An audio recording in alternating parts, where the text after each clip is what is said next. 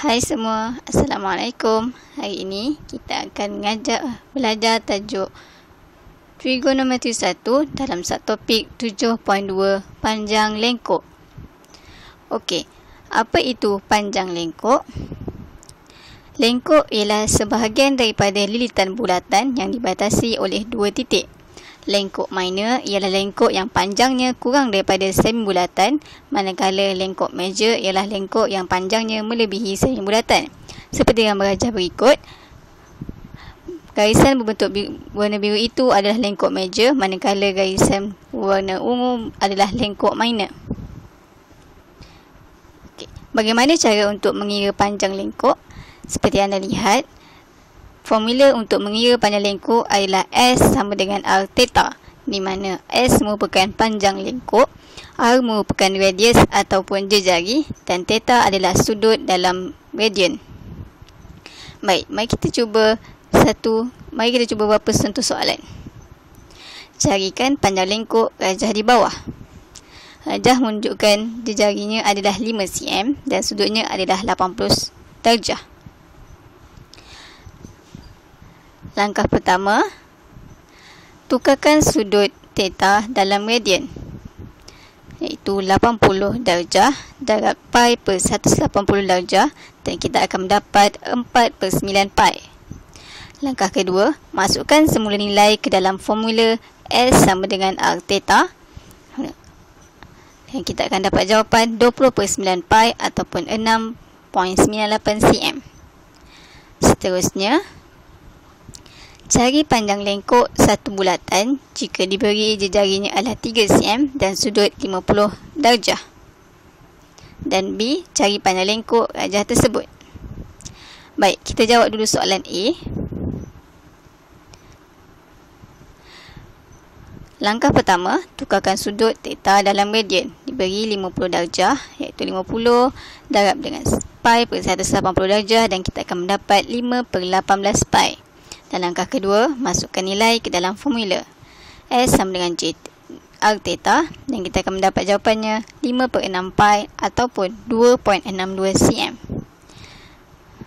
Jawapan bagi B. Langkah pertama, tukarkan sudut dalam radian 40 darjah darab pi per 180 darjah. Kita akan dapat 2/9 pi.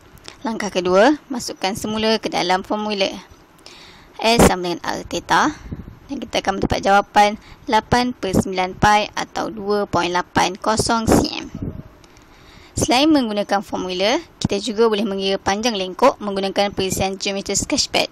Di bawah ini adalah cara-cara langkah-langkah untuk mengira panjang lengkuk menggunakan geometri sketchpad.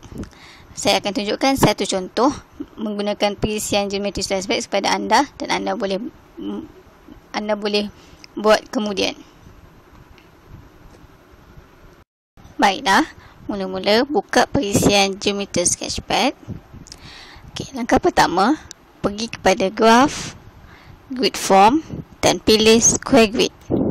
Saya ulang, graph, grid form, dan square grid.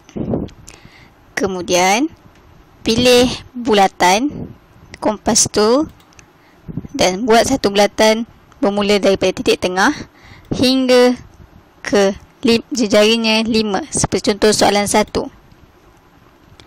Kemudian labelkan titik tengah ini sebagai A dan 5 cm ini sebagai B. Kemudian pilih anak panah ini dan double klik di titik tengah. Seterusnya, pilih point tool dan letakkan di mana-mana sahaja dan labelkan sebagai C. Kemudian pilih anak panah ini, highlight kepada A, C, kemudian pilih construct segment. Saya ulang, pilih point A, point C, construct segment. Kemudian kita measure length 0.97 cm ataupun 5 cm. Baik, kemudian kita kirakan sudut CAP, highlight ketiga-tiga point, kemudian measure angle. Kita dapat 53.49. Mengikut soalan 1, sudutnya adalah 80 darjah, maka kita tarikkan titik C sehingga 80 darjah.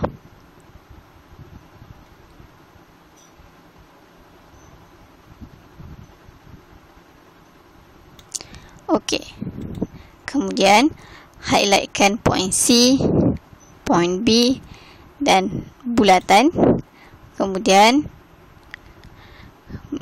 measure arc length.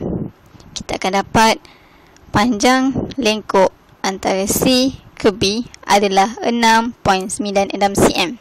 Jawapannya sama dan hampir sama dengan jawapan apabila kita menggunakan formula.